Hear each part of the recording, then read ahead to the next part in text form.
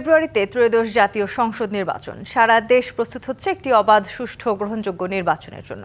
কি ভাবছেন সাধারণ মানুষ থেকে শুরু করে আগামীর জনপ্রতিনিধিরা, সে কথা জানাতে ডিবিসি নিউজের ইলেকশন এক্সপ্রেস ছুটে যাচ্ছে সব সংসদীয় আসনে। আজ আছে সংসদীয় আসন ১৭৫, ঢাকা ২-এ। সিএসআরএম ডিবিসি ইলেকশন এক্সপ্রেস আজ আছি ঢাকা জেলায়। এই মুহূর্তে আমাদের সাথে যুক্ত আছেন ঢাকা ২ সংসদীয় আসনে ইসলামী আন্দোলন বাংলাদেশ মনোনীত প্রার্থী মাওলানা মোহাম্মদ জহিরুল ইসলাম। আমরা তার সাথে কথা বলতে চাই। আপনি নির্বাচনের মাঠে কেন আসলেন? বিসমিল্লাহির রহমানির রহিম।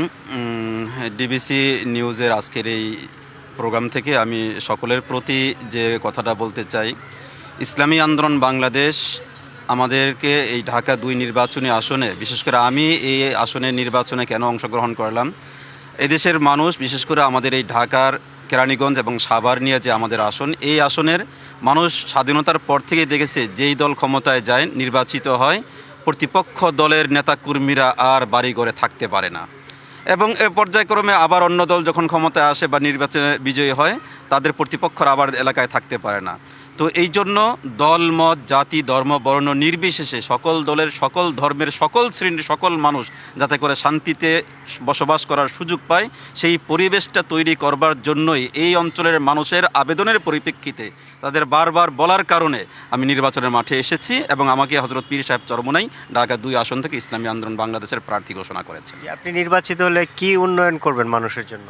দেখুন, উন্নয়ন বলতে আজকে উন্নয়নের মূলা ঝুলিয়ে মানুষের ব্যক্তি উন্নয়নটা খুব বেশি হয়। আমাদের বাংলাদেশের স্বাধীনতার পরবর্তী ৫৪ বছরে যদি আপনি খেয়াল করেন, যারা এই উন্নয়নের কথা বলে জনগণকে ধোঁকা দেওয়ার চেষ্টা করে, তাদের অতীতের অবস্থা, বর্তমান অবস্থাটা দেখেন। আপনারা যদি দেখেন তাহলে দেখবেন যে আমাদের এই অঞ্চলেও স্বাধীনতার পর থেকে এই অঞ্চলে যারা এমপি মন্ত্রী হয়েছে, তারা উন্নয়নের কথা বলেছে। ফ্যাসিলিটিস নামে মাত্র কিছু উন্নয়ন হলেও ব্যক্তি উন্নয়ন তাদের কী পরিমাণ হয়েছে, জিরো থেকে আজকে হাজার হাজার কোটি টাকার মালিক তারা হয়েছে। কিন্তু আমি আপনাদেরকে যে আশ্বস্ত করতে চাই, বিশেষ করে এই অঞ্চলের মানুষদেরকে আশ্বস্ত করতে চাই যে ইসলামী আন্দোলন বাংলাদেশ যদি নির্বাচিত হয়, যদি বিজয় হয় ঢাকা ২ আসন থেকে, তাহলে রাষ্ট্রের দেওয়া এবং উন্নয়নের খাত থেকে বরাদ্দকৃত যত অর্থ, এর শতভাগ অর্থই জনগণের কল্যাণে, এলাকার অবকাঠামোর উন্নয়নের জন্য আমরা এটা ব্যবহার করব। আমলাতান্ত্রিক জটিলতা নিরসন এবং মাদকের ছোবল থেকে আপনার নির্বাচনী এলাকার মানুষকে বাঁচাতে আপনার সুনির্দিষ্ট কোনো পরিকল্পনা আছে কিনা? গুরুত্বপূর্ণ একটা কথা বলেছেন। দেখেন, আমাদের আমলাতান্ত্রিক জটিলতার একদম যদি তৃণমূল পর্যায়ের কথা বলি, একটা জন্ম নিবন্ধন ফর্ম রেডি করতে একটা গার্ডিয়ানের কী পরিমাণ হয়রানির শিকার হতে হয়, এটা তো আমলাতান্ত্রিক জটিলতার একদম সর্বনিম্নের একটা অবস্থান, ইউনিয়ন পরিষদের একটা অবস্থান। সেখানে আমরা দেখেছি কী পরিমাণ হয়রানির শিকার হয়।